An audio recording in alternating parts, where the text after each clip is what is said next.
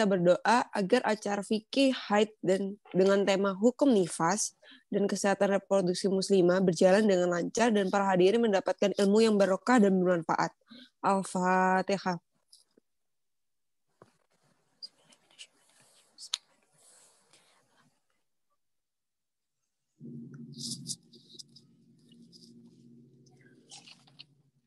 Amin ya Rabbal Alamin. Perlu diketahui bahwa kajian hari ini diselenggarakan oleh Syarihab yang didukung oleh dakwahmuslimah.co dan Teladan Al-Quran dan Forum Ukhuwah Lembaga Dakwah Fakultas Kedokteran. Syarihab merupakan mitra layanan mengaji online yang didirikan oleh Mbak Evilita dan Reza Zamir. Layanan ngaji online yang didirikan Syarihab mempunyai beberapa keuntungan. Di antaranya memiliki guru dari pesantren yang bersertifikat, lalu bisa memilih metode mengaji sesuai keinginan. Lalu selain guru yang asik, layanan Syarihab menyediakan privat satu murid satu guru agar anak bisa lebih fokus dan mudah dalam belajar mengaji. Yuk teman-teman, mari ajak saudara dan teman-teman kalian untuk bergabung mengaji bersama syarihab.id, dapatkan banyak ilmu yang bermanfaat. Baiklah, hadirin peserta kajian sekalian, langsung saja kita memasuki acara selanjutnya yang merupakan acara inti yang paling kita tunggu-tunggu, yaitu kajian online fikih haid yang bertema hukum nifas dan kesehatan reproduksi muslimah. Setelah pemaparan materi, nanti akan ada sesi tanya jawab. Namun sebelumnya saya ingin menyapa pembicara dan para hadirin. Yang saya hormati Ustazah Ayu Ramadita, Sarjana Kedokteran selaku guru ngaji Syarihab, serta pembicara pada kajian pada hari ini. Selamat pagi Ustazah.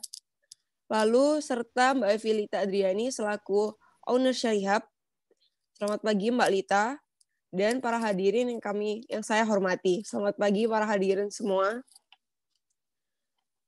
Hadirin kami hormati, sebagaimana telah diumumkan, seminar pada hari ini mengambil tema hukum nifas dan kesehatan reproduksi muslimah. Untuk itu kita membutuhkan informasi untuk menyamakan persepsi dan itulah yang kita harapkan dari seminar kali ini.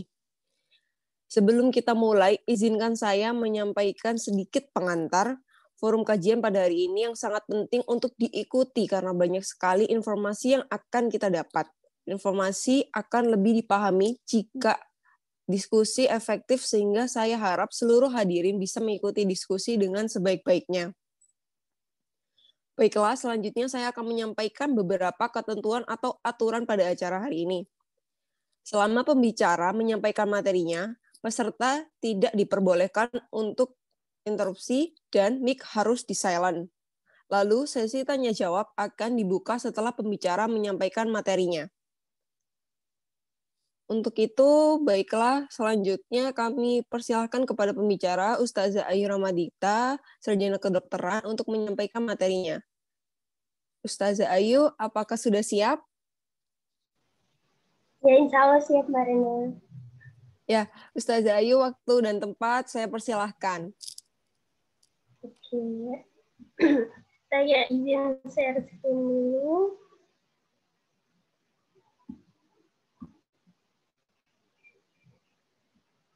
Assalamualaikum warahmatullahi wabarakatuh. Waalaikumsalam warahmatullahi wabarakatuh. Alhamdulillahilladzi adzaba anna hajan inna rabbana laghafurun syakur asyhadu an la ilaha illallah wa asyhadu anna muhammadan abduhu wa rasuluh sallallahu alaihi wasallam wa ala alihi wa ashabihi ajmain. Alhamdulillahirabbil alamin, kita dipertemukan oleh Allah dalam kajian hari ini. Masya Allah. Dan kita juga jangan lupa menata lagi niat hati kita untuk selalu karena Allah, agar pahalanya nggak sia-sia gitu. Waktu kita, tenaga kita nggak sia-sia. Jadi di sini perkenalkan, tadi sudah dikenalkan oleh Mbak Rina.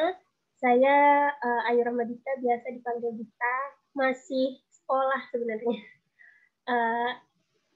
Dan ini adalah kajian fikih haid yang kedua. Nah, karena mungkin banyak yang masih baru join kajian hari ini, jadi yang kajian kemarin belum ikut, jadi saya sedikit review yang kajian kemarin. Oke. Bismillahirrahmanirrahim.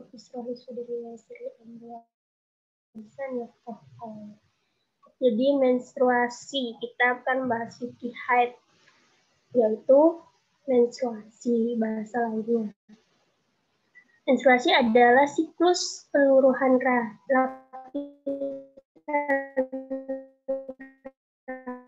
secara teratur, yaitu adalah yang keluar itu adalah seluruhnya lapisan rahim kita. Nah, itu bagaimana kok bisa seperti itu? Karena ada kerjasama antara hormon dan organ reproduksi kita. Hormonnya diproduksi di hipotalamus, diatur di hipotalamus, di hipofisis juga. Hipofisis itu bagian dari otak juga. Dan ovarium. Ovarium adalah kandung telur kita. Oke, jadi hadisnya gimana sih tentang haid itu? Di sini hadisnya lumayan panjang ya, jadi saya ke intinya aja langsung. Jadi di sini Aisyah menceritakan waktu itu Aisyah haji bersama Nabi. Nah, ketika di Sarif itu suatu tempat, lalu Aisyah malah haid. Lalu Nabi datang ke Aisyah lagi menangis. Ditanya sama Nabi, kenapa kamu menangis? Apa yang membuatmu menangis? Lalu Aisyah menjawab, demi Allah, pada tahun ini aku tidak bisa melaksanakan haji. Nah, karena Nabi Muhammad itu peka, jadi beliau nanya lagi, barangkali kamu mengalami haid? Lalu Aisyah menjawab, iya, benar. Beliau pun bersabda, yang demikian itu adalah perkara yang sudah Allah tetapkan untuk putri-putri keturunan Adam. Maka lakukanlah apa yang dilakukan orang yang berhaji kecuali tawaf di Ka'bah hingga kamu suci. Jadi di sini Nabi Muhammad menghibur, tetap Aisyah bisa melaksanakan haji, hanya saja tidak bisa tawaf di Ka'bah itu saja.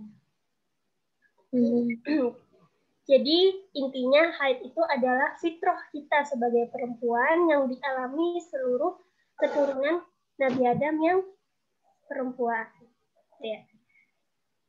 Jadi di sini sekilas gambar, di sini ada kerja sama hormon. Seiring naik turunnya hormon, ada pelepasan sel telur dari ovarium. Lalu di bawahnya lagi, seiring ini juga ada peluruhan dan penebalan dinding rahim kita, yaitu bagian endometrium. Dan itu juga mempengaruhi suhu tubuh kita. Jadi semakin tebal endometrium kita, suhu tubuh kita naik. Itu sesuatu yang fisiologis atau normal. Jadi kok kita kayaknya mau mens, tapi kok kayaknya saya agak demam ya, tapi pas diukur normal, itu sesuatu yang normal. Tapi respon perempuan berbeda ya. Lalu siklus menstruasi. Tadi sudah ada ya di siklusnya.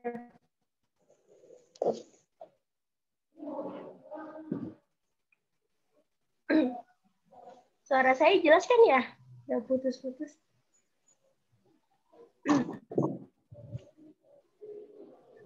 Sedikit putus-putus, Ustaz. Menstruasi itu siklus menstruasi loh, Ima.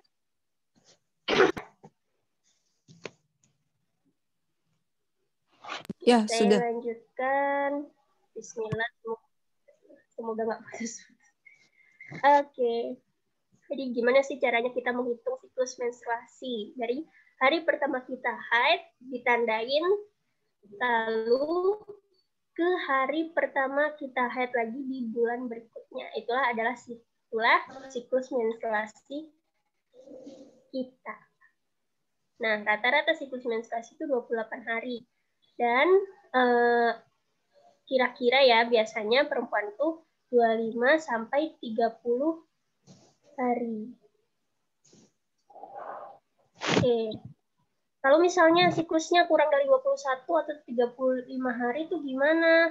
Kalau kurang dari 21 itu disebut polmenore, kalau lebih dari 35 hari disebut oligomenore. Berarti ada siklus menstruasinya ada yang tidak normal. Biasanya kita menghitung rata-rata siklus menstruasi kita di 3 kali siklus, lalu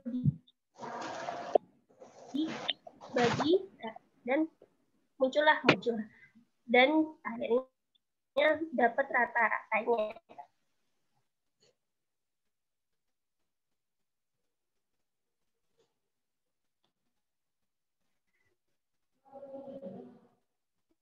Jadi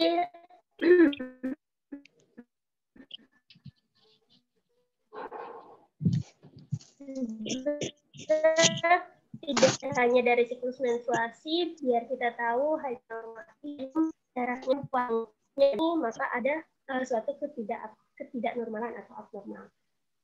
Lalu kita masuk ke keputihan. Keputihan itu apa? Jadi dari hadisnya wanita mengirim ada wanita mau bertanya kepada Nabi, tapi akhirnya bertanya kepada Bunda Aisyah. Lalu, bertanyanya gini, dia membawa kapas yang ada flek kekuningan dengan darah. Jadi masih kayak hari-hari terakhir haid gitu, boleh sholat atau belum, boleh junub atau belum. Lalu Bunda Aisyah berkata, jangan kalian tergesa-gesa sampai kalian melihat cairan putih sebagai tanda berhenti haid. Jadi kan tadi ada flek kekuningan, masih ada darahnya, masih ada coklat-coklatnya, berarti masih belum bersih. Jangan tergesa-gesa katanya. Tunggulah sampai benar-benar bersih, ditandai dengan cairan putih. Nah, hadis kedua, dahulu kami sama sekali tidak menganggap sebagai haid flek keruh dan kekuningan yang keluar setelah suci. Jadi kalau sudah yakin berhenti lalu junub, lalu kok sehari 2 hari kemudian keluar flek lagi atau kekuningan, itu tidak dianggap haid, jadi tetap suci. Nah dari sini berarti kita simpulkan bahwa keputihan itu tidak najis, gitu ya. Oke, kita langsung masuk ke hukum nifas. Hukum nifas itu apa? Darah yang keluar setelah melahirkan. Ya, di sini ya hukumnya sama seperti air. Darah sebelum melahirkan, sesudah melahirkan, ataupun sesudah keguguran, itu yang dihitung nifas. Tapi ada lagi nanti kita jelaskan. Oke, jadi ada kok bisa sebelum melahirkan gitu. Jadi sekitar 2-3 hari sebelum melahirkan tuh ada yang disebut bloody soul. Jadi ada darah bercampur lendir disertai nyeri kontraksi. Itulah yang sudah termasuk nifas. Kalau darah nifas yang setelah keguguran, kalau janinnya sudah tampak terbentuk organ maupun belum sempurna. Jadi kalau di hadis di Bukhari itu disebutkan 40 hari pertama itu gumpalan daging atau gumpalan darah, ya gumpalan daging, 40 hari salah ya. 40 hari gumpalan darah, ini maaf banyak tipu. 40 hari gumpalan daging, lalu 40 hari kemudian ditiup roh, ya kan? Masih ingat hadisnya? Oke, jadi disitulah kita bisa memegang usia janin keberapa nih kita kalau keguguran. Nah, jadi kita masuk ke batasan nifas. Jadi setelah melahirkan, itu ada yang nifasnya sebulan, ada yang sampai 2 bulan. Itu jadi gimana sih yang benar? Jadi pendapat para ulama itu ada yang 40 hari, 60 hari, dan tidak terbatas jadi sebersihnya gitu. Mau sebulan, 2 bulan, 3 bulan, pokoknya kalau sudah bersih berarti nifasnya selesai gitu. Nah yang paling kuat itu kapan saja darah berhenti dengan maksimal 40 hari. Nah yang dipakai itu adalah 40 hari, jadi nggak lama-lama. Jika lebih dari 40 hari masih keluar darah, bisa jadi itu adalah darah haid. Jadi nifasnya berhenti, berganti jadi haid. Nah, ada hadisnya nih dari Ummu Salamah, beliau berkata, kanatin nufasa'u ala ahdi Rasulillah sallallahu alaihi wasallam taqawdu ba'da nifasiha arba'ina yauman au arba'ina lamah. Jadi dahulu di masa Rasulullah sallallahu alaihi wasallam, wanita menunggu masa nifasnya setelah selesai hingga 40 hari atau 40 malam. Nah, di sini ya pendapat hadis yang terkuat. Hadis ini hasan apalagi dan Syekh Albani mengatakannya sahih. Di batasannya adalah 40 hari. Kalau lebih dari itu bisa jadi haid atau istihadah. Nah, hukum ini didukung oleh ilmu kedokteran, yaitu kalau ada fase losia rubra, fase losia sanguinolenta, ada fase losia alba. Jadi minggu pertama itu namanya fase losia rubra, masih darahnya masih warna merah segar. Lalu minggu kedua atau setelah minggu pertama itu mulai darahnya kecoklatan dan bercampur kekuningan gitu ya. Jadi kayak tanda-tanda mau berhenti haid, tapi masih berlanjut. Lalu pada fase usia alba ini lendir berwarna putih kekuningan. Jadi ini masih masuk masa nifas. Kalau sudah berhenti 3 fase ini, maka fase nifas telah selesai. Oke. Nah, tadi disebutkan kan 2-3 hari menjelang kelahiran disertai rasa kontraksi, itulah yang dihitung darah nifas. Kalau misalnya tidak ada rasa nyeri kontraksi atau rasa khas persalinan, itu tidak terhitung nifas, tapi terhitung istihadah. Kalau nifas itu kan berarti sudah tidak boleh sholat dan puasa. Sama seperti haid, ya kan? Jadi kalau sudah keluar darah sebelum melahirkan dan disertai rasa kontraksi atau rasa khas persalinan, jadi kontraksinya itu sangat teratur gitu ya.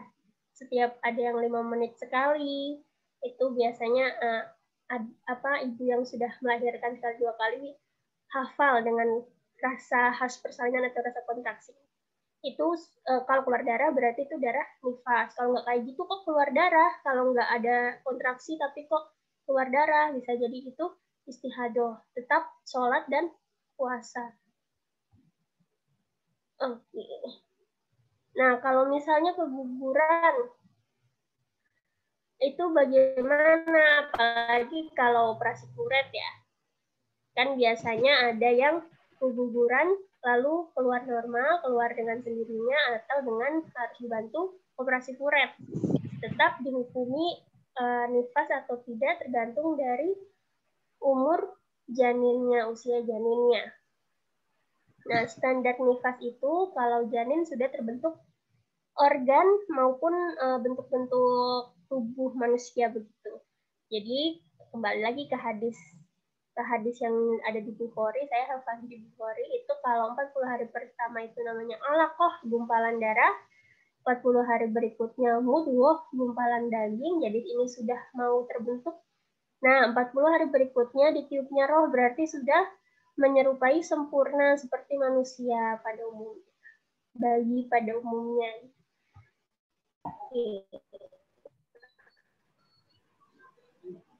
Nah, kalau misalnya kegugurannya sebelum usia kehamilan 40 hari, maka tetap wajib menunaikan sholat dan berpuasa di bulan jima. Jadi hukum nifas dan haid tidak berlaku.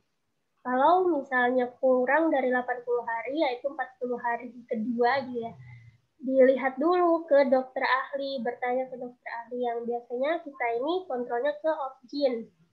Dilihat lewat USG, apakah janin sudah berbentuk rupa manusia. Jika masih berbentuk gumpalan daging, maka tetap sholat dan puasa. Tetapi kalau sudah kayak terbentuk perut, kepala, organ, mata, gitu ya, detak jantung, itu meski samar, maka sudah bisa terhitung nifas. Jadi dipastikan dulu ke opsi. Apalagi sebelum operasi kuret, pastinya kita konsul dulu, dilihat dulu oleh opsi. Nah, kalau keguguran janinnya lebih dari 90 hari, maka terhitung nifas karena sudah memasuki sudah bisa dipastikan pastinya sudah terbentuk organ-organ bayi. Dan menurut hadis sudah ditiup roh. Nah, bagaimana hukum nifas kalau ibu ini melahirkannya lewat operasi sesar?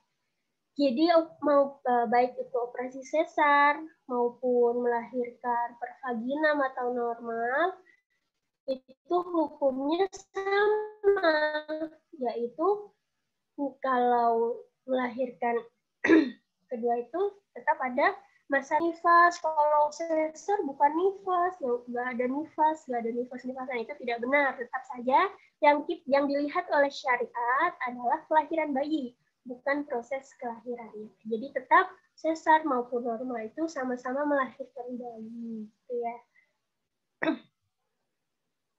Oke, sebelum saya masuk ke penyakit pada sistem reproduksi wanita, apakah tadi mungkin pas review mau bertanya atau tentang masa nifas, ini ada yang mau bertanya? Oke, saya lanjutkan ya. Kalau misalnya putus-putus, bilang aja ya, langsung di unmute. Oke. Saya lanjut. Penyakit pada sistem reproduksi wanita. Jadi insya Allah kajiannya cepat, sampai 2 jam. Nanti kita lebih banyak di diskusi atau tanya jawab ya. Oke, bagaimana nih kalau haid kita nggak normal, keputihan yang nggak normal tuh kayak gimana sih? Atau istihadah itu kalau misalnya kita main sampai sebulan tuh normal gak sih gitu kan? Kalau nifas nggak normal, itu ciri-cirinya seperti apa? Semua itu masuk jadi satu tentang adanya penyakit atau tidak pada organ reproduksi kita. Oke.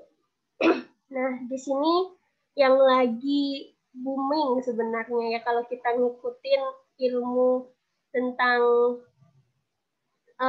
penyakit wanita milenial zaman sekarang, ada yang disebut sindrom ovarium polikistik karena kasusnya lumayan banyak nih terjadi pada wanita milenial. Yaitu apa sih sindrom ovarium polikistik atau yang biasa kita sebut PCOS. Yaitu penyakit pada sistem reproduksi wanita yang sering menyebabkan masalah kesuburan. Nah, di sini ya perlu digarisbawahi. Penyakit ini sering ditemukan pada wanita usia subur karena hormonnya lagi aktif-aktifnya. Penyakit ini disebabkan oleh gangguan pada ovarium atau kelenjar adrenal. Kan tadi sudah kita singgung, ovari ada kerjasama antara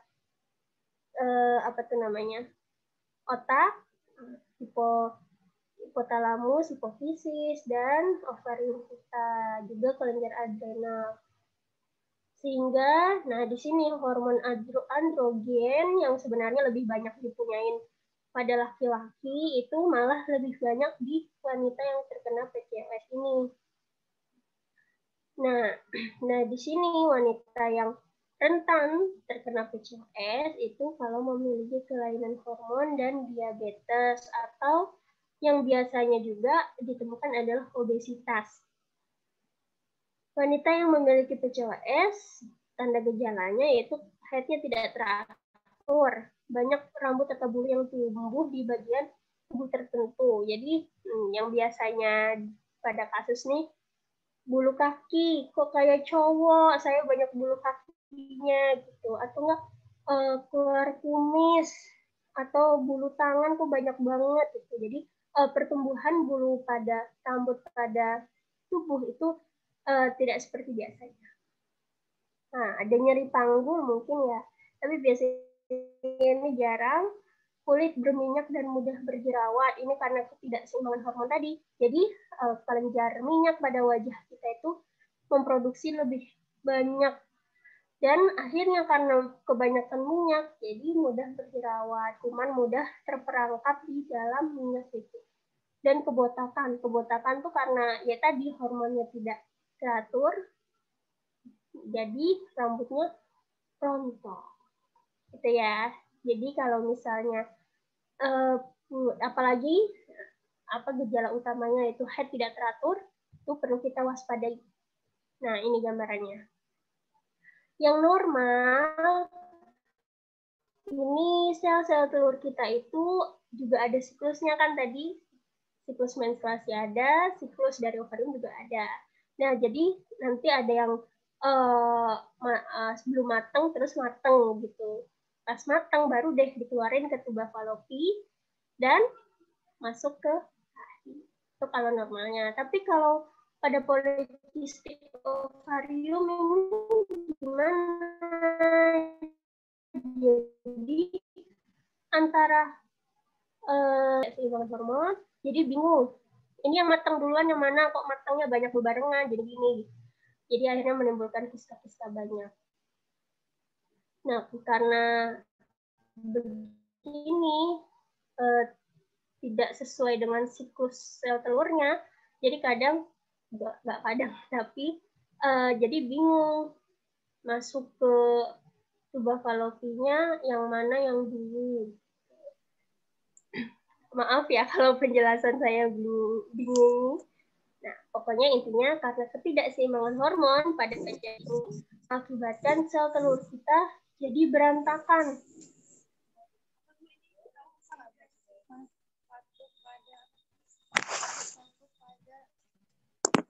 Oke. Jadi masuk ke infeksi menular seksual. Ya, ini biasanya yang sudah aktif dalam seks. Ini mau bertanya? Ya Allah, astagfirullahaladzim. Aku mau bacanya ini baru ini. Aku nggak satu, dua mana sih?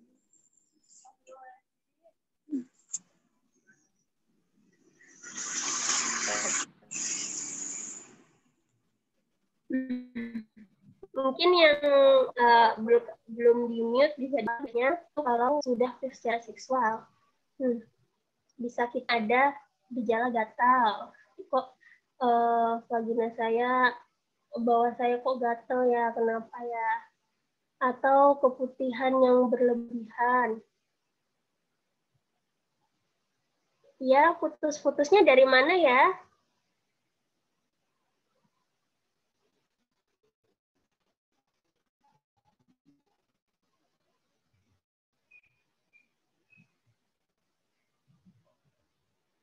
Oke. Dari infeksi menular seksual.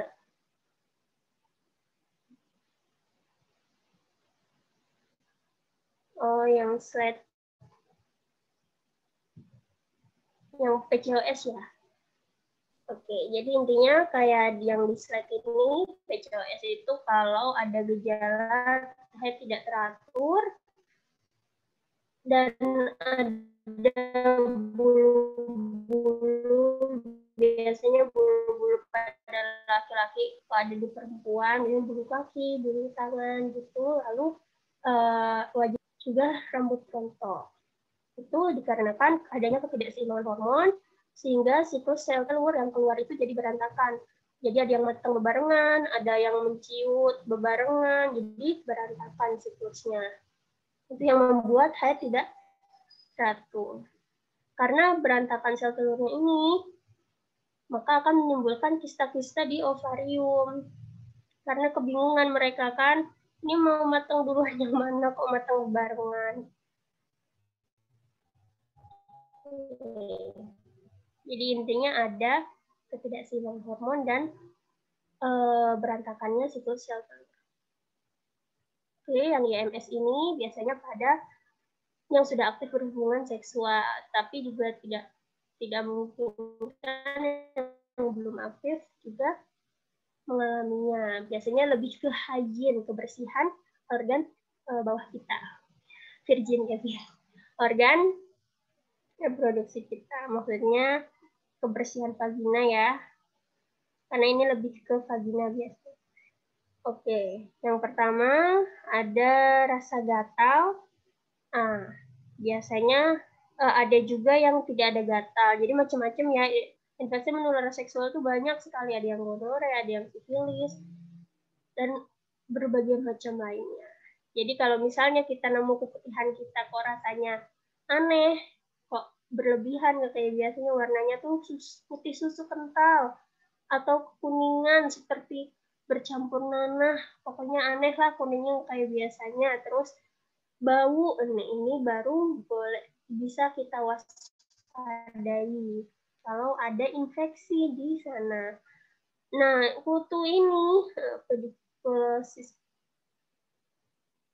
namanya kalau misalnya ada kutu, ini hygiene-nya harus diperbaiki banget. Dan kalau ada luka seperti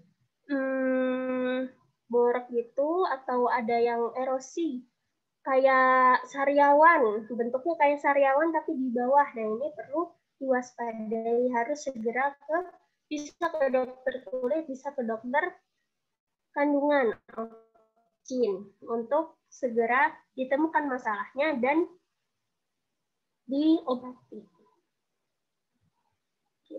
Kita masuk ke mioma uterinium. Nah, ini sering kita dengar ya. Dioperasi karena miom gitu. Miom itu apa sih? Jadi ini miom itu tumor jinak. Tumor jinak yang tumbuh di otot polos rahim. Jadi di rahim itu ada yang meluruh namanya endometrium. Nah, di belakangnya endometrium ada myometrium. Nah, disitulah mioma uteri bisa tumbuh. Dari namanya saja mioma, berarti otot artinya. Nah, tumorigenesis atau pertumbuhan tumor ini diduga terjadi akibat abnormalitas gen dan paparan hormonal. Jadi kalau ada genetik kita sama hormonal kita yang tidak normal, itu bisa mengakibatkan pertumbuhan tumor. Kasus mioma uteri itu bisa terjadi di populasi rentang usia sejak menarki sampai menopause. Intinya selama kita haid itu adalah faktor risikonya. Sebagian besar kasus tidak bergejala sehingga sering ditemukan secara tidak sengaja. Memang kan namanya tumor jinak, jadi dia diem aja, biasa aja. Jadi nggak sengaja ditemukan pas lagi kontrol hamil, mungkin di USG kok ada miomnya, gitu, baru sadar. Nah, tumor ini menjadi salah satu penyebab subfertilitas, jadi belum masuk fertilitas banget. Jika bersama dengan kehamilan akan mengganggu perkembangan janin, karena janin bisa saja gantung besarnya juga ya, bisa saja terdesak sama miomnya. Makanya harus diperiksa USG untuk didiagnosis. Sehingga kita bisa mengambil langkah perlu pembedahan atau tidak, tergantung dengan keluhan dan keinginan untuk hamil. Nah, ini ya gambaran miom. Jadi yang endometrium tuh di sini, di lapisan luar. Nah, miom itu di tengahnya sini. Otot polos rahim. Nah, makanya miom tumbuhnya di myometrium. Karena tumor jinak, jadi tidak termasuk kanker. Nah, kalau kanker, jadi ada kanker rahim sama kanker serviks. Sebenarnya kanker itu bisa di mana aja. Bahkan kanker tulang, kanker di mana-mana di organ tubuh manusia itu bisa saja timbul kanker. Nah, khusus organ reproduksi perempuan, jadi biasanya kanker rahim sama kanker serviks. Nah, kalau kanker rahim itu dia seperti tapi ganas. Itu ya. Jadi makanya sehabis seperti tumor atau pembesaran begitu perlu diperiksa lebih lanjut apakah itu tumor jinak atau tumor ganas. Kalau tumor ganas berarti kanker. Nah, kalau kanker serviks itu ada di mana sih? Antara vagina dan ketika mau pertemuan vagina dengan rahim. Mana tuh? Ada gambarnya nggak ya? Oke, di sini ya. Jadi serviks itu ada di sini, yaitu leher rahim. Bahasa lainnya leher rahim. Jadi di sini vagina, ini rahimnya, ini lehernya, leher rahim. Kanker serviks itu penyebab utamanya adalah virus HPV human papilloma virus yang subtipe onkogenik, terutama di tipe 16 dan 18. Jadi sudah tahu nih, penyebab kanker serviks itu adalah virus. Nah, faktor risiko kanker serviks itu antara lain aktivitas seksual pada usia muda. Ini nggak mesti ya, usia tua juga bisa. Hubungan seksual dengan multipartner, lebih dari 2. Nah, gonta-ganti pasangan, mungkin merokok, mempunyai anak banyak, sosial ekonomi rendah, HPV negatif atau positif, penyakit menular seksual, dan gangguan imunitas. Banyak faktor resikonya. Tetapi tetap kembali ke definisi kalau misalnya gitu ya. Dan yang biasanya sebenarnya faktor resiko utamanya adalah kalau sudah berhubungan seksual, apalagi yang berapa kok bagi yang sudah menikah minimal sekali seumur hidup itu sudah paling pol ada pemeriksaan pap smear. Kalau mau rutin 1 tahun sekali melakukan pap smear di puskesmas untuk screening. Tuh. Oke, jadi di sini ada 4 stadium. Sebenarnya ada 4 ya di sini, tapi yang di sini ada late stage, ada yang 2B, yang stage-nya 2B, jadi yang sudah parah. Yang kan normalnya, nah di sini kalau kita lihat dari bawah, serviks ini bulat. Kalau misalnya terkena cahaya, dia bisa mengkilat begitu. Kalau dia sehat, ya udah bulat bersih seperti itu. Nah, kalau sudah mulai ada kanker, itu bisa terjadi macamnya selain HPV yang mengenai serviks juga. Tetapi karena di serviks, jadi kita lebih waspadai kanker serviks karena sangat rentan. Dan kalau sudah perdarahan, ini barulah yang sangat kita waspadai sudah terjadi proliferasi.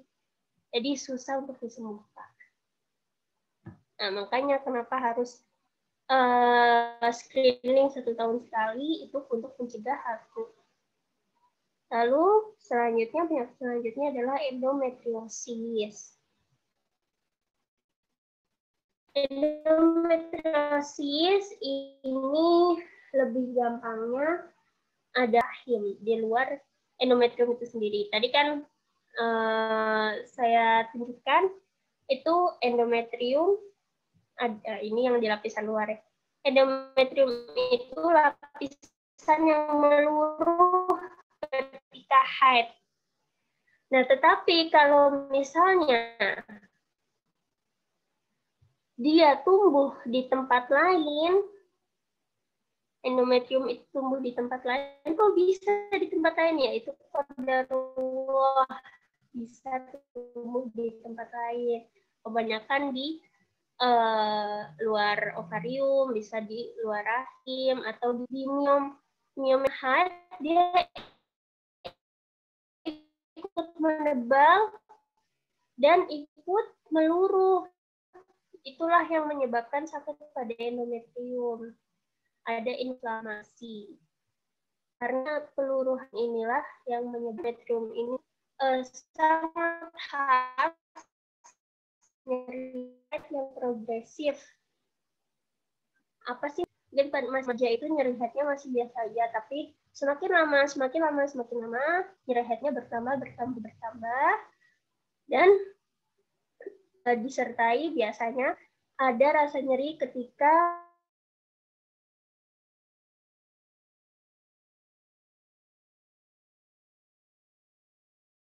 apa ya keluar. Oke, suara saya masih putus-putus?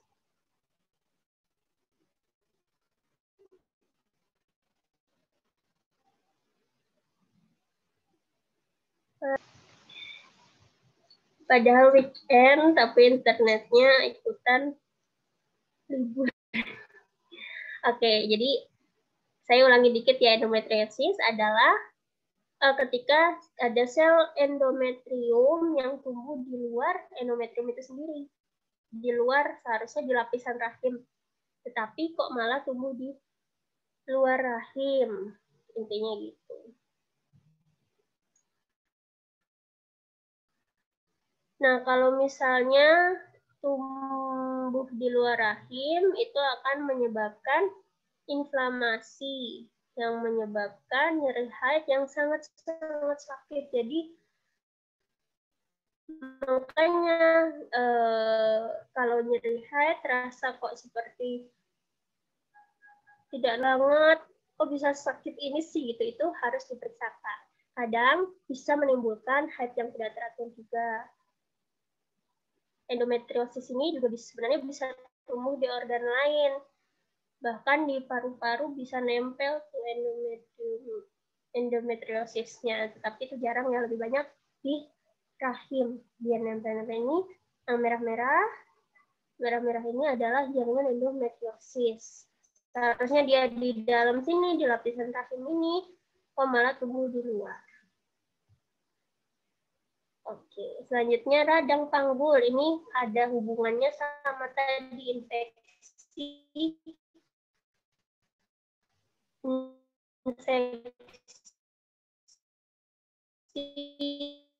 menular seksual. Nggak mesti sih. Di vagina kita bisa menjalar sampai ke rahim, sampai ke atas-atasnya, dan mengakibatkan nyeri di panggul. Itu berarti infeksinya sudah meluas. Nah, gejala itu gejala utama pastinya nyeri panggul dan disertai demam. Dan bisa saja keluar cairan vagina yang lebih banyak dari biasanya. Oke, penanganannya tergantung dokter, biasanya antibiotik. Kalau sudah meluas kayak gini, perlu menyesuaikan dosis antibiotik dan pemilihan antibiotik yang tepat, makanya perlu diperiksa. Oke, selanjutnya prolaps uteri, yaitu penurunan dari rahim yang biasa disebut oleh peranakan. Nah, di sini kalau misalnya otot tempat menggantungnya rahim itu melemah dan meregang, jadi tidak bisa menyentuh rahim.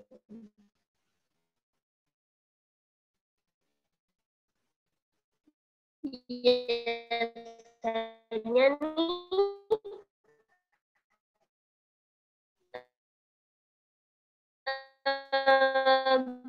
kita yang menderita prolaps uteri ini jika berjalan, bahkan bisa terjadi perdarahan.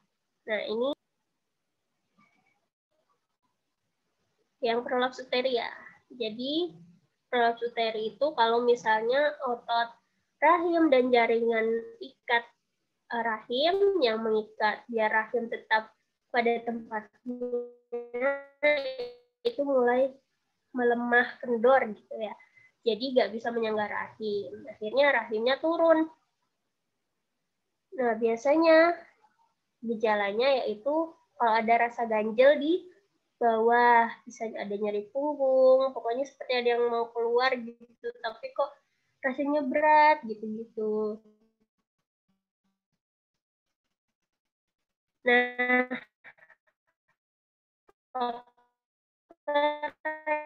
resikonya biasanya kalau ibu yang pernah melahirkan beratnya lebih dari 4 kg. Ligamennya karena menahan beban sebesar itu, jadinya kendor. Dan faktor resiko lain seperti usia dan lain-lain.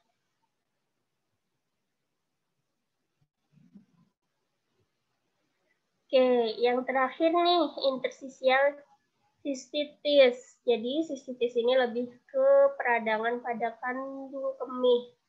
Tapi kalau misalnya bisa sampai menyebabkan radang panggul, nyeri panggul, nyeri saat berhubungan seksual, itu masuk ke ranahnya dokter opting juga. Karena bisa saja infeksinya menyebar dari kandung kemih sampai ke rahim. Jadi perlu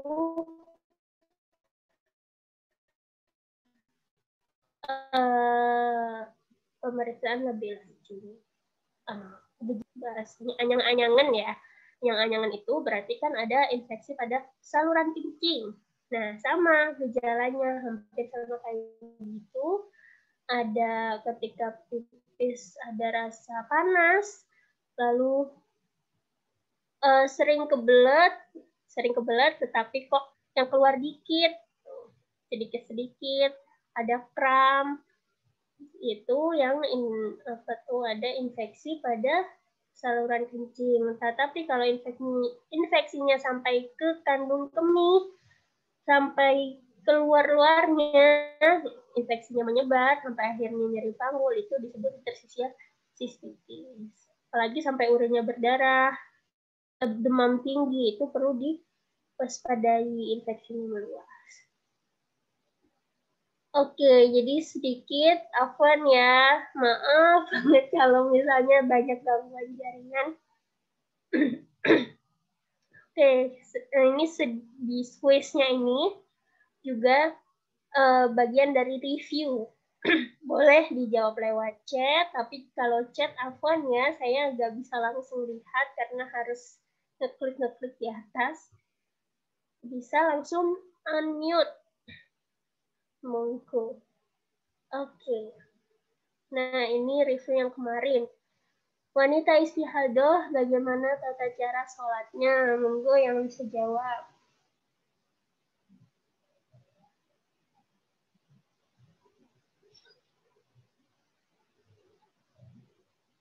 Gak usah malu-malu. Ya mungkin ada yang masih ngetik ya.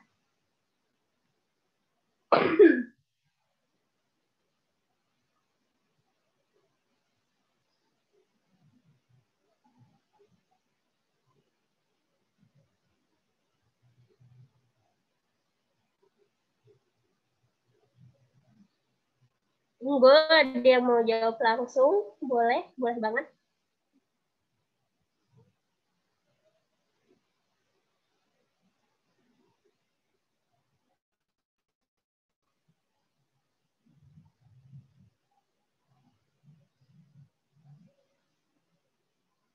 Oke, ada yang menjawab, memakai ditutup dengan kapas selama sholat. Ada yang lain?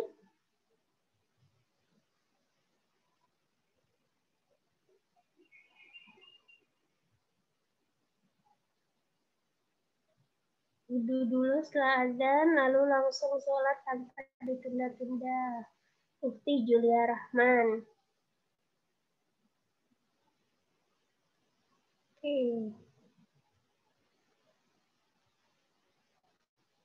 Oke, dari Ufti Sulistiani, sebelum sholat dibersihkan dulu, lalu wudhu, dan selama sholat ditutup dengan kapas. Ada lagi?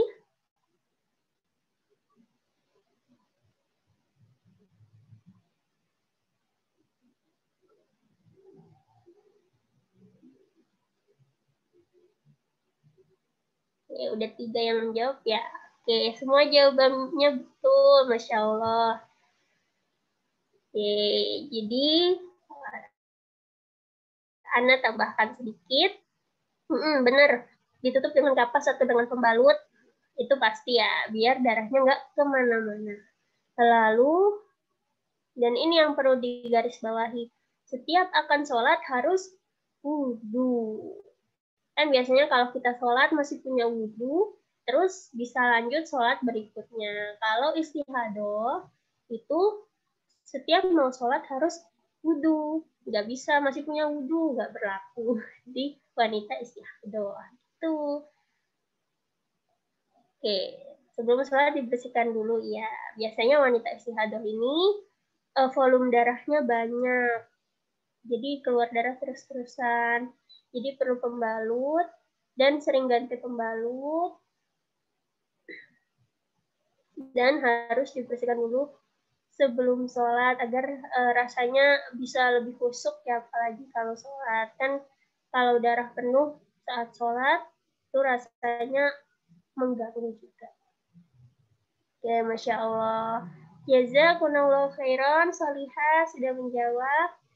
Oke, kita lanjut ke pertanyaan berikutnya.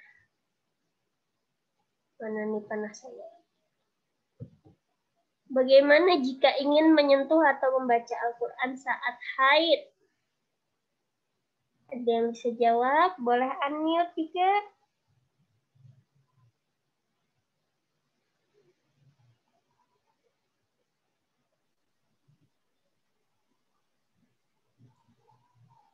Boleh nggak ya kita baca atau menyentuh Al-Quran saat haid, saat mens? Ini kan jadi banyak pertentangan gitu ya. Ini ada yang menyebutkan begitu. Saya saja mau nyoba jawab. Ya, gitu. Kalau setahu saya, kalau tujuan belajar itu boleh aja membaca Al-Quran. Tapi dengan catatan Al-Qurannya ini yang bukan murni, maksudnya huruf Arab semua, maksudnya yang ada terjemahannya di sini boleh. Kalau tujuannya untuk belajar. Oke, jazakallah khairan, Indah. Ada jawaban lain dari Dwi Ayu. Ini kayaknya saya kenal. Jika ingin membaca, maka membaca Al-Quran yang ada terjemahan. Oke, benar kok, semuanya benar, Masya Allah. Jadi memang banyak pendapat. Ada yang menyebutkan nggak boleh menyentuh dan nggak boleh membaca. Ada yang menyebutkan boleh menyentuh tapi nggak boleh membaca. Ada yang menyebutkan juga kebalikannya, tidak boleh menyentuh tapi boleh membaca. Jadi gimana tuh? Jadi dari jumhur jumhur ulama itu kan berarti dari musyawarahnya para ulama lalu menjadikan satu suara gitu. Meskipun tetap banyak perbedaan, banyak pendapat. Jadi wanita karena imannya lemah, apalagi lagi haid itu pasti lagi penurunan iman, ya kan?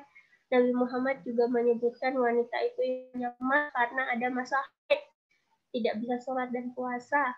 Jadi masa membaca Al-Quran tidak boleh gitu kan? Jadi karena hadisnya juga tidak ada yang sahih, jumhur ulama boleh menyentuh tetapi tidak langsung mushaf, misalnya Quran terjemahan atau Quran di HP gitu ya. Dan boleh tetap membaca Al-Quran. Begitu, terutama yang sudah punya hafalan kan ya, daripada seminggu tidak membaca Al-Quran nanti hafalannya hilang kan, berabe gitu ya. Jadi dari pendapat jumhur ulama seperti itu. Masya Allah, jawabannya benar semua. Ini ya, Al-Quran terjemahan boleh. Intinya tidak memegang mushaf. Tetapi kalau misalnya memilih pendapat ulama yang tidak boleh menyentuh atau boleh menyentuh tapi nggak boleh membaca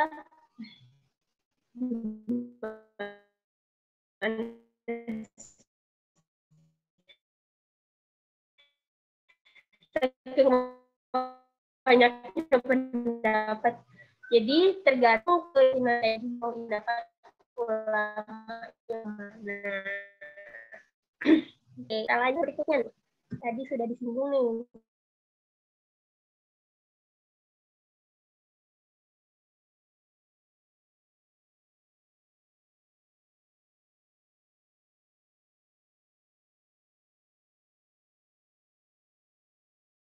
selanjutnya, kalau keputihan dilarang sholat karena najis. Nanti sholatnya tidak diterima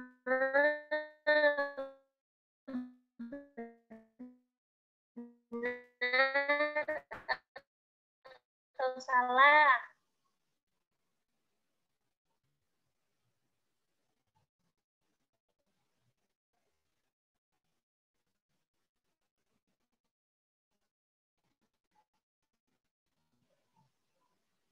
Keputihan gak najis? Bener gak sih keputihan tuh najis sampai kalau gak boleh sholat?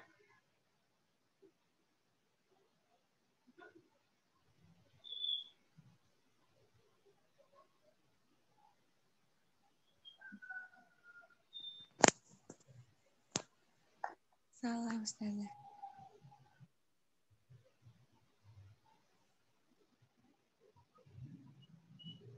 Ada yang menjawab?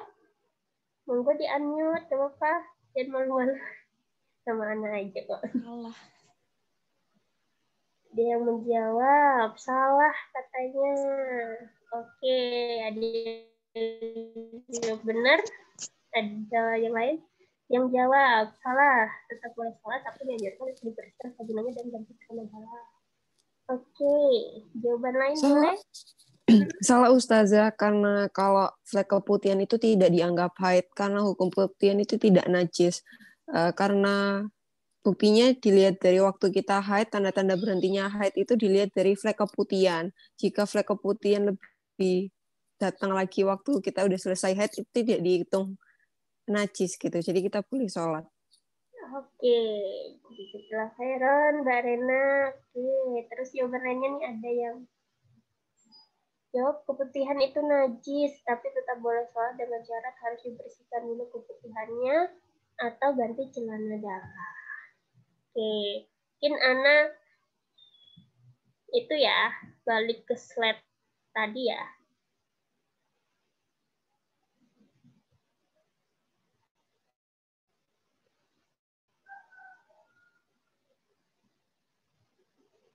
Mana? Ada yang jawab keputihan itu najis. Oke, sebentar.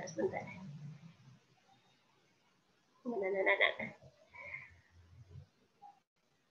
Oke, keputihan.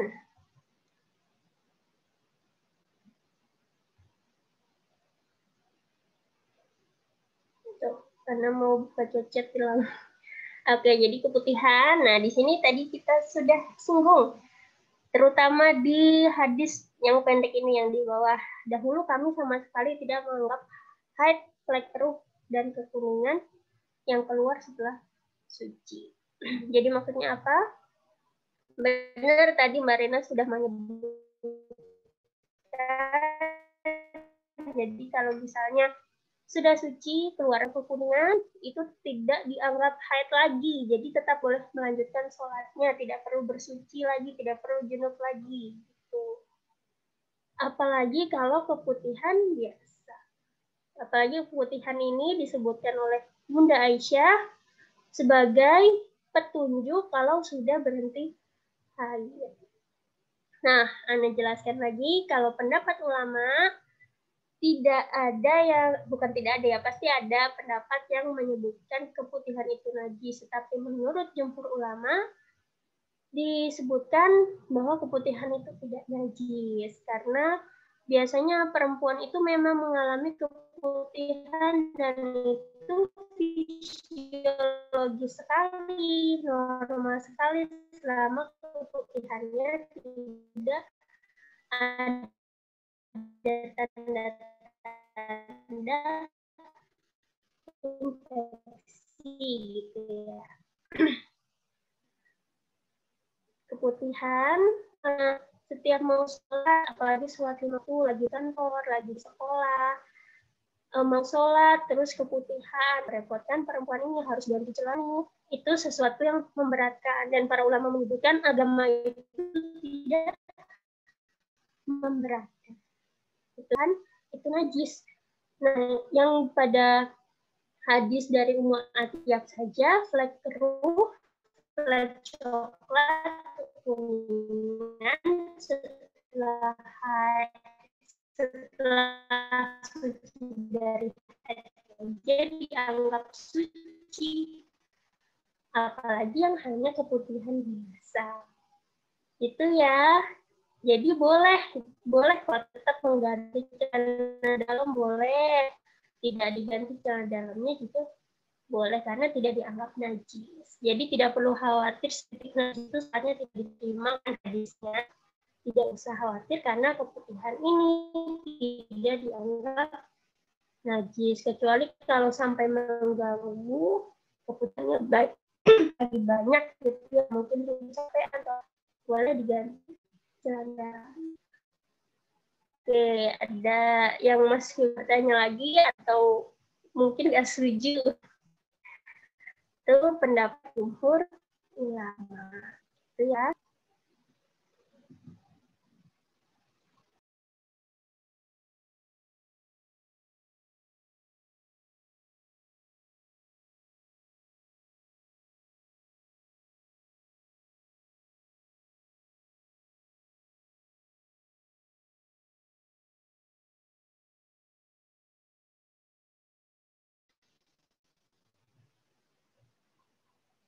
Oke, karena pertanyaan yang jawab. Oke, udah ada pertanyaan masuk ya Mbak Rena, saya bacakan aja.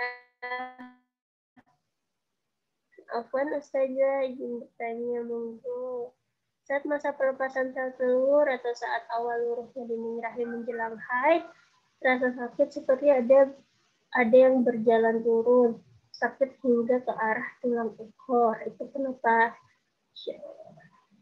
Oke, mungkin Ana coba jawab ya sesuai yang Ana tahu.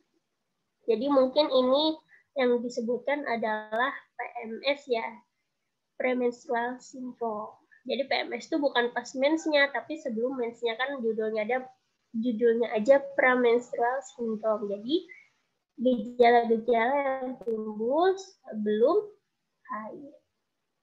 Masa awal pelepasan sel telur, awal luruhnya dinding rahim menjelang haid. Kalau sudah luruh berarti sudah haid ya, berarti sudah keluarnya darah. Kalau misalnya belum luruh berarti belum haid. Rasa sakit seperti ada yang berjalan turun, sakit hingga ke arah tulang ekor. Mungkin maksudnya ada kontraksi dari rahimnya, karena kan endometrium saat luruh juga butuh. Jadi mungkin itu kram atau ya biasanya yang disebut nyeri haid itu. Nyeri menjelang haid juga ada. Mungkin kalau misalnya sakit hingga ke arah tulang ekor, kalau dirasa mengganggu, itu bisa dicek ke dokter Okin. Ini PMS saya normal atau enggak. Tapi insya Allah selama ini PMS bisa juga nyeri haidnya sampai ke tulang ekor. Nyeri menjelang haid juga ada masuk dalam PMS gitu ya. Ustazah, pertanyaannya harus berhubungan sama nifas nggak? Kalau masalah haid pada umumnya boleh banget. Kita kan membahas hukum haid ya, fikih haid, monggo. Awal dan setelah haid. Oh iya, berarti memang normal saja kalau nyeri haid, apalagi sebelum dan sesudah haid sudah terasa nyeri, itu nggak apa-apa. Tapi biasanya menjelang selesainya haid, nyerinya sudah berkurang.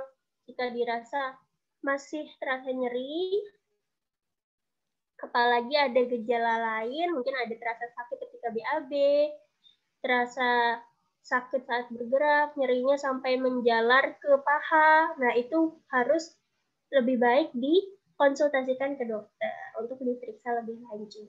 Gitu ya. Apabila ada darah keluar saat zuhur, lalu dilihat saat maghrib masih ada, tapi saat isya tidak keluar dan ditunggu sampai besok subuh ternyata tidak keluar. Apakah darah tersebut termasuk haid?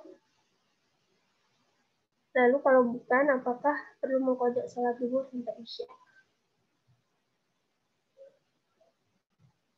Kan ada darah keluar saat zuhur. Ini pertanyaannya mau haid atau sudah mau selesai haid ya?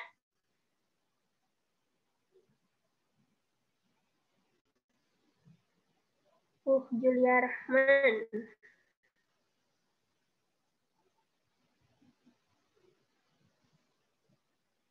awal haid. Jadi para ulama menyebutkan kalau sudah ada darah keluar itu menandakan sudah dimulainya haid. Kalau misalnya darah keluarnya sudah dari duhur, asar, maghrib, tapi isya sama subuhnya nyandet nih, tapi habis itu keluar lagi, itu tetap nggak apa-apa, nggak sholat karena masih nyambung. Tapi kalau misalnya udah akhir-akhir, itu yang perlu diganti sholatnya adalah apa tadi? Maghrib kan masih ada, berarti isya sampai subuh. Nah, perlu kita ketahui kalau misalnya sudah berhenti haid dan sudah yakin kalau haid sudah berhenti, tetapi menunda untuk junub sampai menunda untuk sholat, itu tidak boleh, karena kita dihukumi seperti meninggalkan sholat. Kita tahu meninggalkan satu sholatan saja itu dihukumi kafir. Kalau misalnya kita masih ragu gitu ya nggak apa-apa ditunggu sampai ada, kalau biasanya tanda haid kita berhenti itu adalah keluarnya keputihan, kan kita sudah tahu karakteristik berhentinya haid kita sendiri, itu boleh ditunggu. Oke, pertanyaan berikutnya. Afwan Ustazah, izin bertanya. Saya setiap bulan pasti mengalami istihadah, yaitu 7 hari setelah haid disertai rasa nyeri dan pusing. Apa harus dikonsultasikan ke dokter? Ibu saya melarang saya ke dokter karena khawatir jika diberi obat hormon. Kalau beliau bilang saya belum menikah dikhawatirkan malah kering rahimnya. Apakah itu benar? Karena saya benar-benar rutin mengalami istihadah. Oke, jadi istihadah itu memang sebenarnya nama lainnya adalah darah penyakit. Berarti harus dikonsultasikan. Apalagi sebenarnya obat hormon itu tidak menyebabkan rahim kering, tidak sama sekali ya.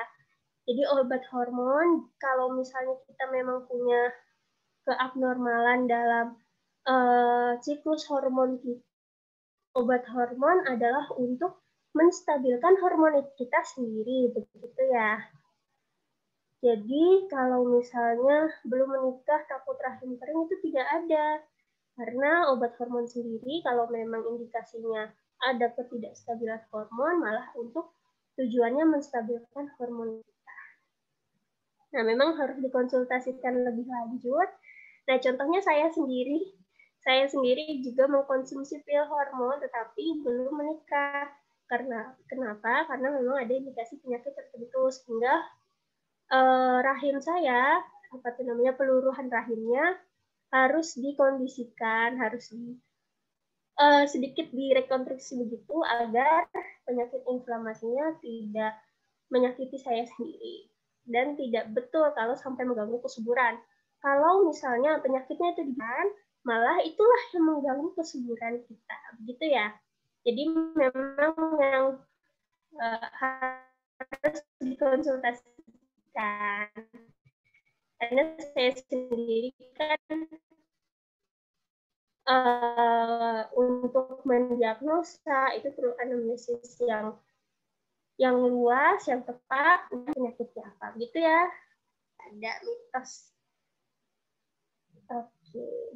Oh, pertanyaan lanjutan dari Julia. Belum haid bulan itu.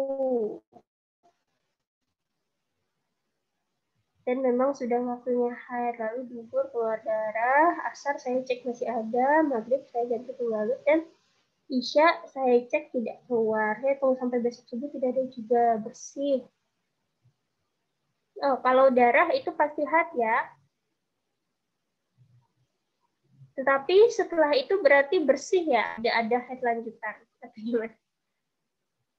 Nah, kalau kayak gini, kalau misalnya sering kayak gini, jadi siklus haidnya tidak teratur, lebih baik dikonsultasikan. Kalau misalnya belum mau dikonsultasikan atau misalnya jarang-jarang atau baru sekali ini, dimohon untuk lebih memperhatikan pola hidupnya karena stres, pola makan tidak teratur, itu sangat mempengaruhi kestabilan hormon kita, bisa menyebabkan haid kita tidak teratur. Nah, kalau misalnya benar itu darah, beneran merah atau coklat, dan memang bulan itu waktunya haid, bisa saja itu haid, tapi volumenya kan sangat sedikit ya. Jadi memang ada ketidakabnormalan dalam volumenya. Lalu pada saat hari keempat keluarnya sedikit. Bentar. Gimana tadi? Oke, kalau memang jadwalnya haid, itu mungkin haid. Tapi kalau misalnya hanya duhur asar maghrib, itu berarti kan ada ketidaknormalan dalam volumenya. Jadi bisa saja itu haid. Kalau benar-benar jelas merah, coklat, lalu tidak dilanjutkan darahnya setelah habis subuh gitu ya, Julia. Jadi ada kalanya itu haid. Tuh, tapi harus dicek lebih lanjut karena ini lebih membingungkan juga. Oke. Bercak darah yang keluar kembali dan masih dianggap darah haid itu terhitung hingga berapa hari? Oke, ya ada yang bilang 15 hari maksimal haid, tapi perempuan itu, setiap perempuan punya kebiasaan haidnya berapa hari. Biasanya saya haid biasanya 10 hari, ada yang lain biasanya saya cuma 7 hari, biasanya ada yang lain biasanya saya cuma 5 hari. Jadi tergantung kebiasaan kita berapa hari haidnya keluar. Tuh, jadi kita harus mengenali diri kita sendiri. Kalau misalnya dirasa belum bisa mengenali kebiasaan diri kita sendiri, itu bisa pakai patokan 15 hari atau 2 minggu ya. Tapi kalau sudah mengenali kebiasaan, itu ya kalau misalnya di luar kebiasaan kita, biasanya saya haid cuma seminggu, kok ini bisa sampai 2 minggu, itu berarti dihukumi istihadah seminggu. Begitu ya, Umatai.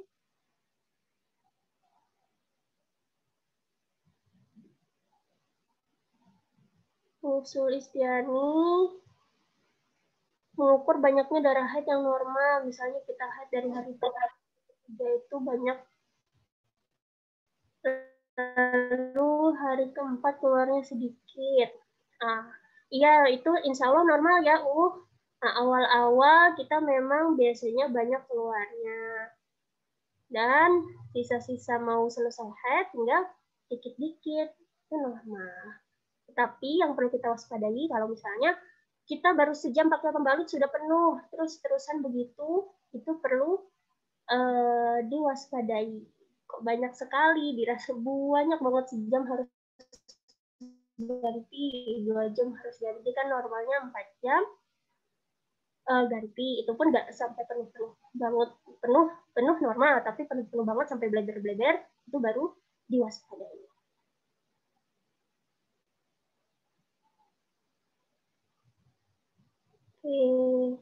Jadi kalau diperkirakan suci Tatisha, subuhnya Qadha, sholat Isya ya. Iya, tetap diganti sholatnya kalau memang sudah yakin itu suci. Hanya pada Isya dan subuh saja.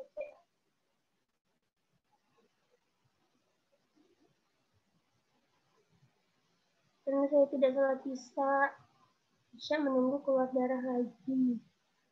Kan tadi Isya sampai subuh tidak keluar darah, berarti Isyanya juga dihitung. Karena Isya itu waktunya panjang. Sampai tengah malam juga bisa. Jadi Isyanya terhitung ya. Dari Khofifah, jika haid rasanya nyeri sangat sakit di perut sampai nafas menjadi tidak teratur. Nah, ini yang mungkin pengalaman saya, nyeri haid yang sangat sakit itu perlu diwaspadai juga. Apalagi sampai nafas tidak teratur, bisa jadi ada 2 kemungkinan. Ini hanya hipotesis singkat saja. Bisa jadi ada sel endometriosis yang menempel di organ atas. Bisa jadi karena saking nyerinya, ambang nyerinya sangat sakit sampai mempengaruhi pola pernafasan. Gitu ya. Kalau dirasa sangat nyeri, itu silakan konsultasikan ke dokter obgyn. Karena kasusnya sama seperti saya, sangat nyeri, kerasa rahimnya mau copot, segera ke dokter untuk ditangani lebih. Oh, terhitung berdosa kalau meninggalkan sholat. Oh, tidak apa-apa. Insya Allah kan karena belum tahu, itu Allah masih mengampuni. Kalau sudah tahu, dan tahu kita harus mengganti sholat berapa kali, itu silakan dikodok. Dibayar utang ya istilahnya. Gak apa-apa kok.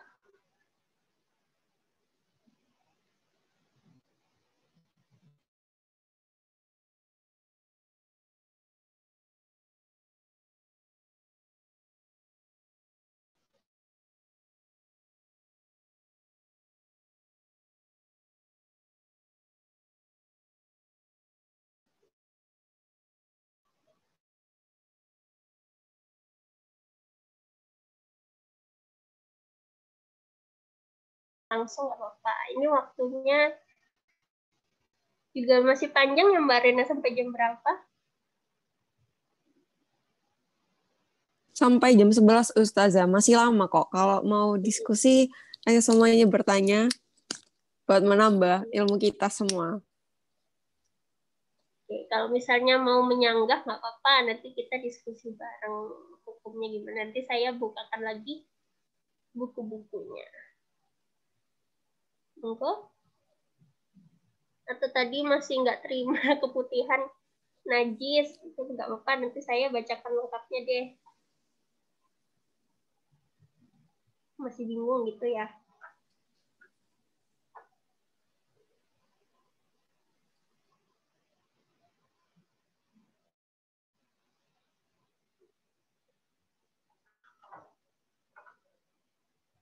Oke, pas sudah tidak ada pertanyaan atau malu-malu?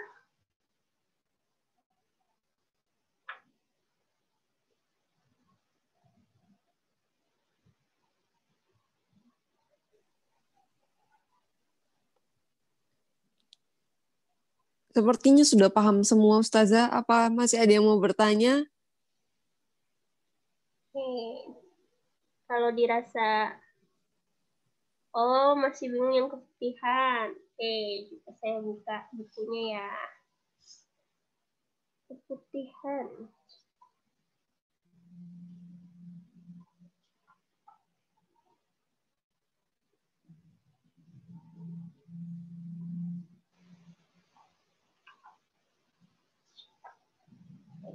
Soalnya kalau takutnya penjelasan saya belibet gitu ya, jadi saya bacakan dari bukunya. Jadi, yang sering atau kerap kali dijadikan pertanyaan memang tentang keputihan atau lendir yang keluar dari kemaluan. Apakah naik wudhu seorang wanita menjadi batal jika tiba-tiba keputihan keluar? Itu jadi dijelaskan menurut ilmu kedokteran, putihan disebut fluor albus. Definisinya, cairan berwarna putih yang keluar dari vagina atau farji. Keputihan dibagi menjadi dua, yaitu fisiologis atau normal, dan keputihan penyakit atau patologis. Kalau fisiologis, itu yang keluar menjelang atau setelah masa menstruasi atau haid, juga keluar saat masa subur atau waktu ovulasi. Jadi sepanjang kita tidak haid, itu keluar keputihan yang masih dalam batas normal, tidak berbau, tidak berwarna putih atau kuning seperti pus atau nanah, itu tidak masalah karena itu normal. Kalau keputihan patologis atau penyakit, itu berarti lendir karena keluar karena adanya infeksi, baik itu bakteri, virus, jamur, disertai rasa gatal di sekitar bibir vagina di perut kemaluan. Ya, itu namanya patologis. Oke, kita masuk ke pendapat para ulama. Jadi di sini ada istilahnya rutubah. Rutubah yaitu lendir yang keluar dari kemaluan. Ada juga yang dikenal ifrozat, itu bahasa Arabnya keputihan. Rutubah atau ifrozat. Jadi hukumnya sama-sama lendir yang keluar dari vagina atau kemaluan. ada pendapat ulama yang mengatakan najis atau pendapat yang paling kuat adalah tidak najis. Jadi ada yang berpendapat najis, yang pendapat paling kuat adalah tidak najis. Jadi yang apalagi pertanyaan tadi, apakah putihan membatalkan wudhu?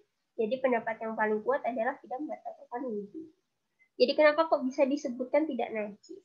Jadi keputihan ini dari penjelasan Imam An-Nawawi rahimahullah menjelaskan keputihan yang keluar dari farji adalah cairan keputihan yang diperselisihkan sifatnya.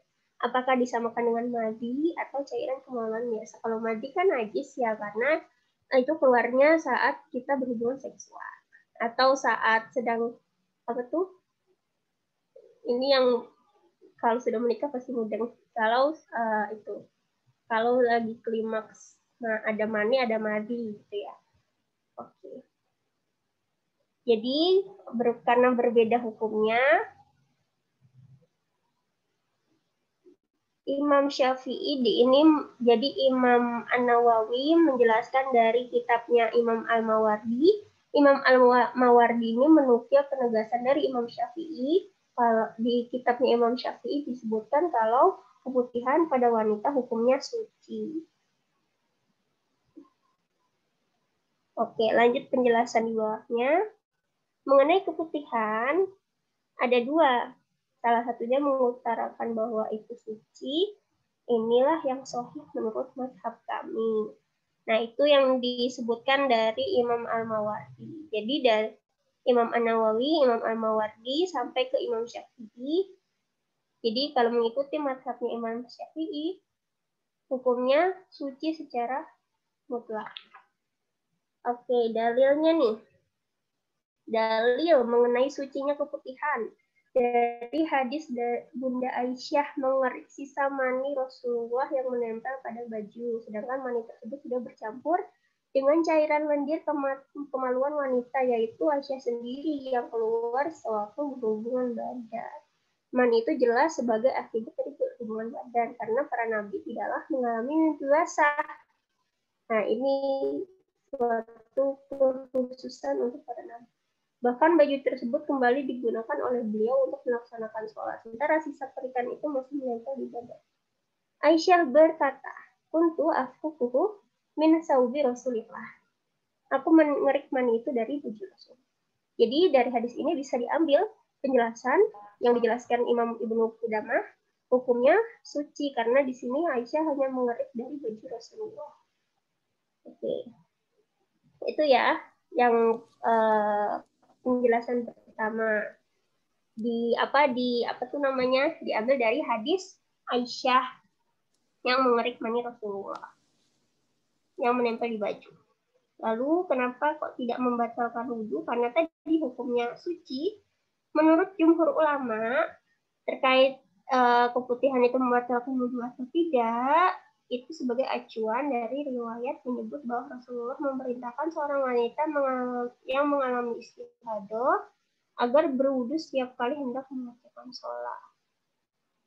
Akan tetapi jika keluar tanpa pernah berhenti, maka beliau menegaskan bahwa ia tidak membatalkan wudhu. Keluarnya lendir putih membatalkan wudhu, wanita yang mengalaminya wajib mengulur, namun tidak terus-menerus sampai sekalipun berhenti maka tidak membatalkan wudhu. Itu sikapnya dari Syekh Shalih Al-Utsaimin. Kalau pendapat yang berbeda lagi banyak ya. Tidak ada satupun hadis sahih. Jadi di sini dari kitab Hukm Ar-Rutubah dirangkum. Jadi tidak ada satupun hadis sahih, hasan mau bahkan dhaif yang mengharuskan muslimah berwudu lagi jika keluar lendir putih atau mengalami keputihan. Keputihan ialah kondisi yang biasa dialami wanita baik di zaman Rasulullah maupun para sahabat. Dan masalah yang kerap terjadi seperti ini tentu pernah ditanyakan para sahabiat serta dijelaskan oleh syariat. Dan mewajibkan wudhu setiap kali keluar lendir keputihan sungguh memberatkan wanita. Allah menyebut haid kotoran di dalam Al-Quran dan cairan lagi sebagai sesuatu yang suci. Maka hukum asal keputihan adalah suci. Dalam sebuah hadis sahih, Dijelaskan bahwa flek yang keluar setelah seorang wanita suci dari haidnya dihukumi suci. Maka apalagi sekedar keputihan ini yang sama sekali tidak berkaitan dengan. Putus-putus, Ustazah. Oh, Afwan. Putus-putusnya dari mana ya? Tadi yang...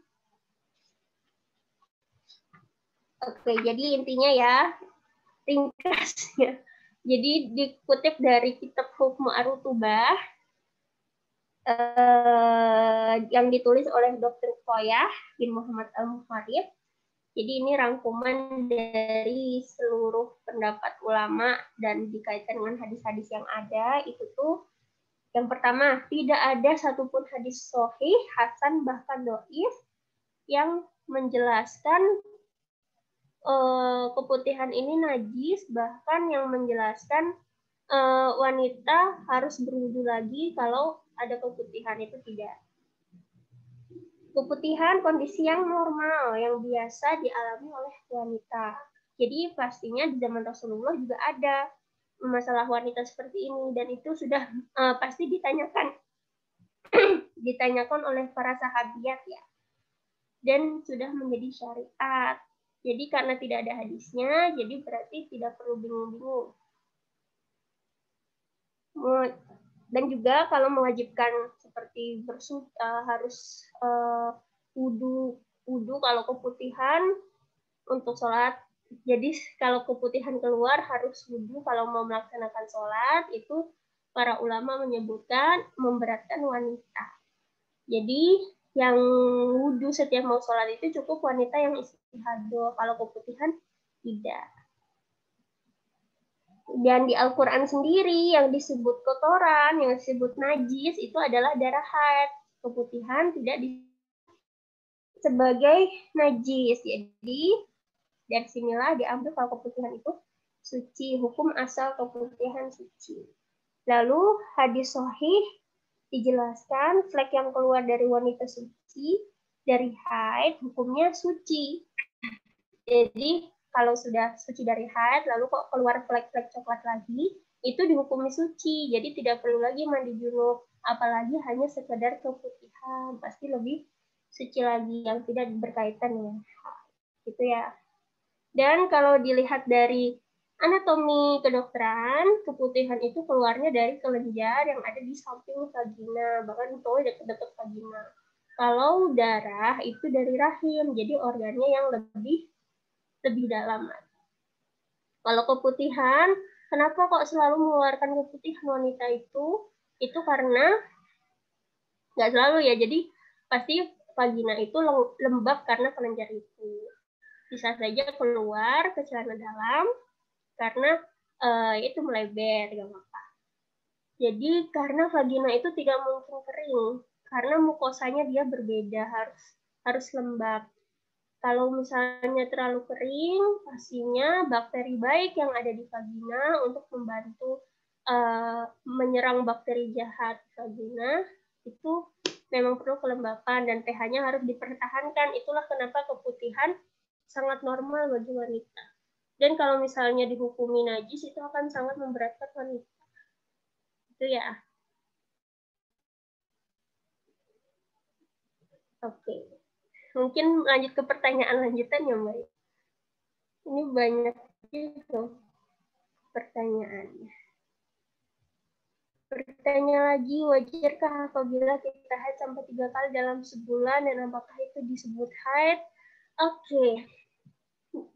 Oke, tadi kan sudah dijelaskan. Halo, internet saya unstable. Afwan ya.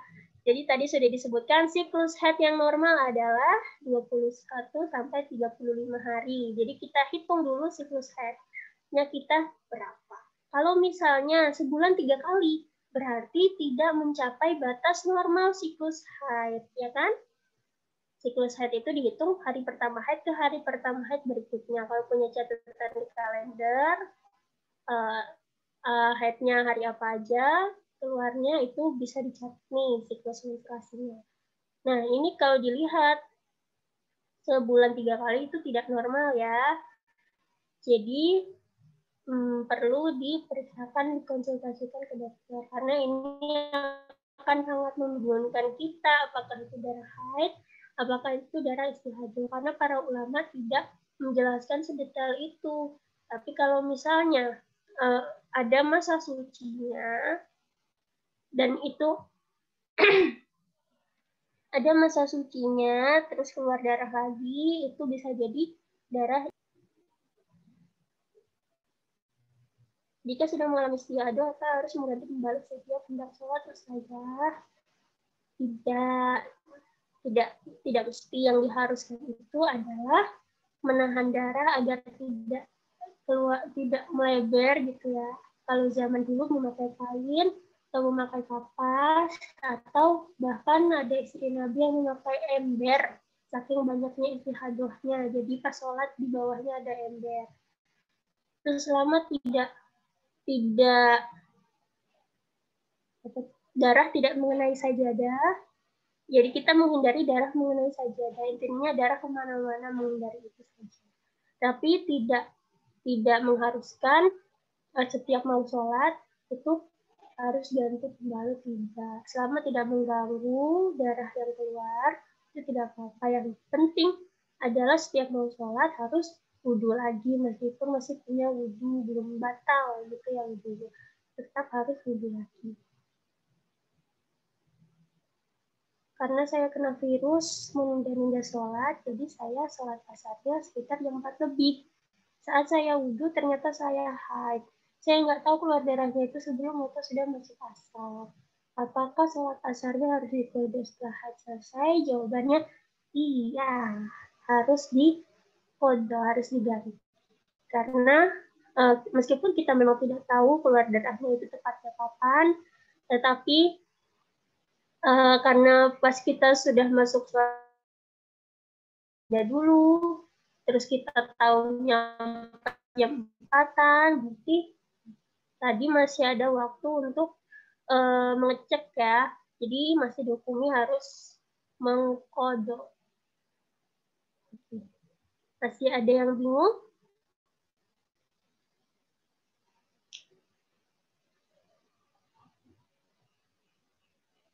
Atau baru tahu ya kalau misalnya ini kayak kasusnya Mbak Nurul. Kalau misalnya darah haid, misalnya kita belum sholat, pasnya ini kasusnya pas asar, terus ditunda jam 4, terus jam 4 itu kok ya ternyata haid. Dan hukumnya adalah harus diganti sholatnya. Jadi ada hutang. Gitu. Tapi tidak dihukumi meninggalkan sholat. Tidak dihukumi sengaja meninggalkan sholat. Nah, tapi memang suatu kelalaian dari perempuan seperti itu. Gak apa-apa, sesuatu yang normal. Oke.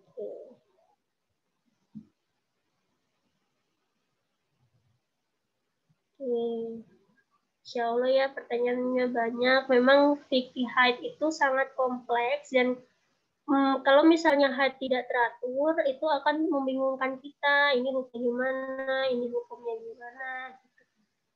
Yang harus perempuan hati-hati. Jadi betapa pentingnya fikih haid ini, apalagi setiap bulan kita merasakannya, gitu ya. Dan kita harus lebih aware diri sendiri, apalagi organ reproduksi kita. Jadi kayak Allah memberikan rahim kita ini yang hanya dipunyai oleh perempuan, itu adalah kemuliaan yang sangat besar. Allah memberikan kita amanah, maka harus kita jaga. Hikmahnya begitu, apalagi rahim ini adalah untuk mengandung penerus umat Islam. Jadi kalau misalnya ada apa-apa pada rahim kita, harus kita jaga, harus kita, kalau misalnya ada apa-apa harus diobati gitu kan. Jadi nggak boleh penyakit kita biarkan, habis saja berobat kok memanggil tabib itu kan dokter ya, pada apa bahasa Arabnya tabib kalau biasanya kita sebut. Nah, bisa aja memanggil dokter kalau lagi sakit, apalagi kita, gitu kan. Itu adalah bentuk ikhtiar. Setelah ikhtiar, barulah kita tawakal. Gak ada istilahnya kita tahu ada sesuatu yang nggak beres. Bapak-bapak tahu kalau aja bapak-bapak itu adalah bentuk husnudon yang tidak tepat pada tempatnya. Nah, tapi kalau misalnya kalau kita terlalu suudon itu juga tidak boleh. Jadi yang tepatnya adalah berada di tengah-tengah, yaitu waspada dan hati-hati, tetap tawakal, ikhtiar dan tawakal, gitu ya. Jadi kalau misalnya memang tidak ada ketidaknormalan, harus lebih aware, harus cari tahu kepada ahlinya. Jadi jangan sembarangan cari info sana sini, tetapi tidak pada ahlinya, malah jadi jawabannya salah. Kita ngambil jalan yang salah juga. Tuh. Oke.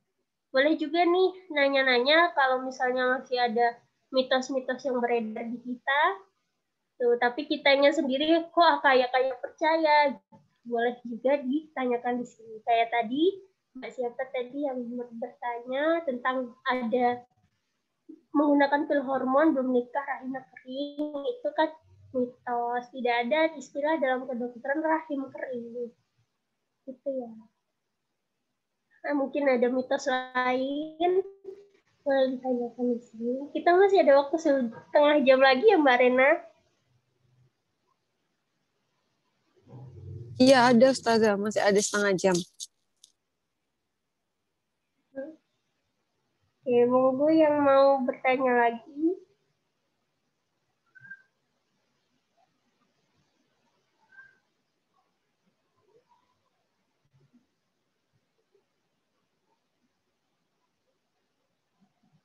Oke, mungkin saya sebenarnya di pertemuan sebelumnya Mbak Rena udah saya ceritain juga ya pas pertemuan sebelumnya tentang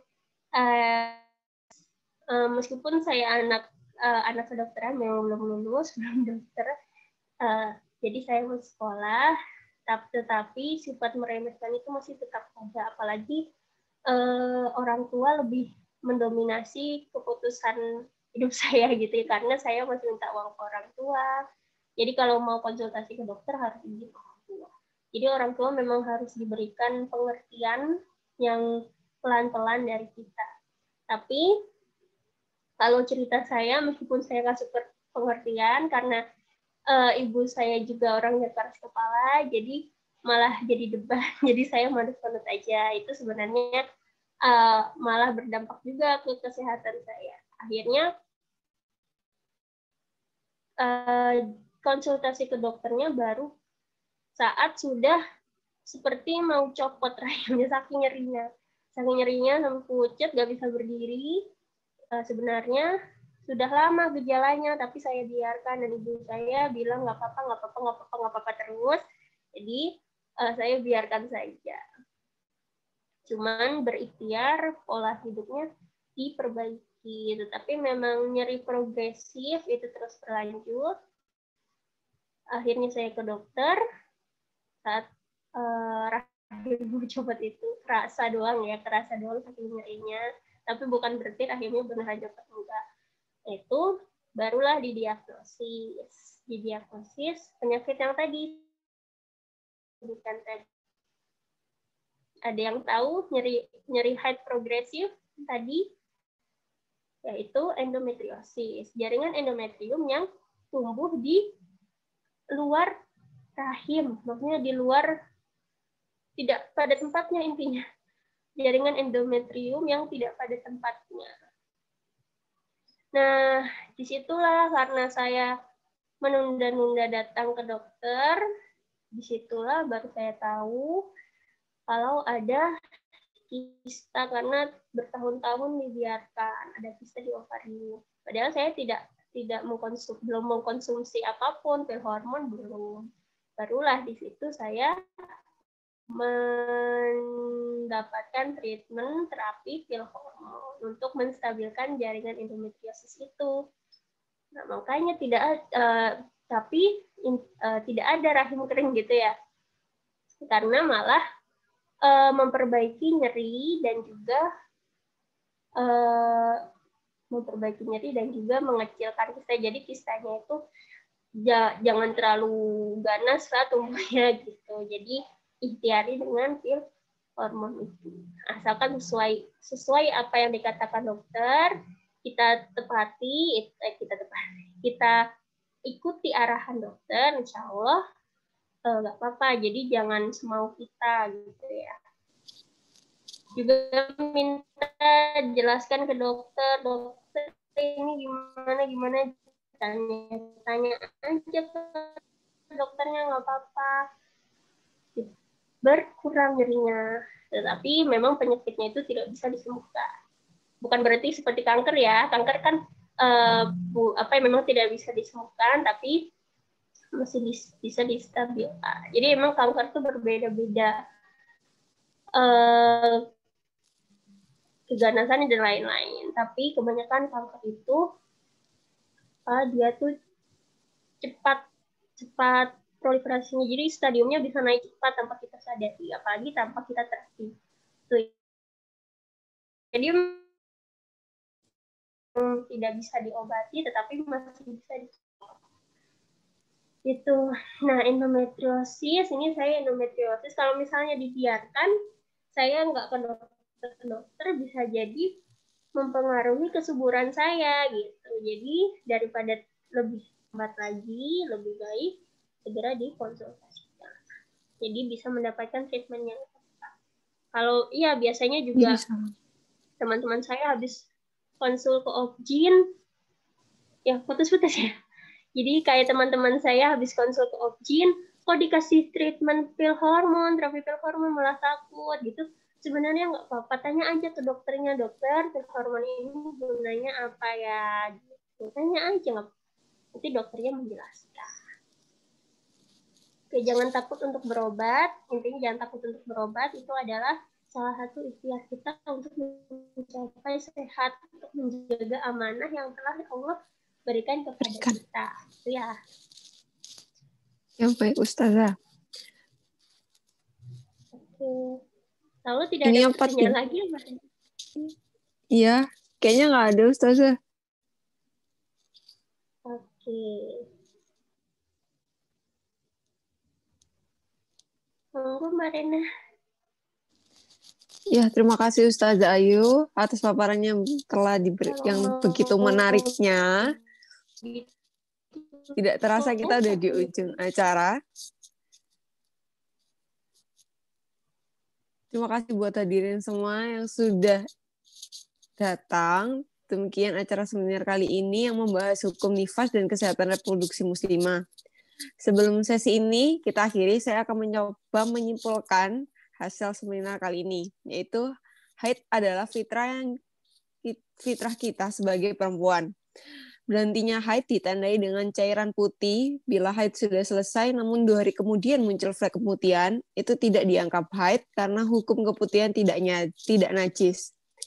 Imam Syafi'i berpendapat hukumnya keputihan adalah suci secara mutlak. Nifas adalah darah yang keluar menjelang kelahiran. Batasan nifas pendapat para ulama 40 hari, 60 hari, dan tidak terbatas. Namun hadis yang paling kuat menurut Abu Daud dan Ibnu Majah dan Tirmizi yaitu nifas selesai dalam 40 hari. Lalu kata lain dari istihadah adalah darah penyakit. Tata cara sholat istihadah sebelum sholat dibersihkan dahulu, lalu wudhu dan sholat harus ditutup menggunakan pembalut. Lalu apakah kalau haid boleh membaca Al-Quran? Tentunya boleh, tetapi tidak boleh menyentuh langsung ke Al-Quran. Astagfirullah, maaf. Kalau kita dalam keadaan haid boleh membaca Al-Quran, boleh menyentuh tapi tidak langsung ke mushaf atau menggunakan Al-Quran terjemahan. Ya, sekian kesimpulan dari saya. Para hadirin sekalian, sekali lagi kami mengucapkan terima kasih kepada para pemateri dan juga seluruh hadirin yang telah berpartisipasi dalam kegiatan seminar kali ini. Saya sebagai moderator, apabila ada salah kata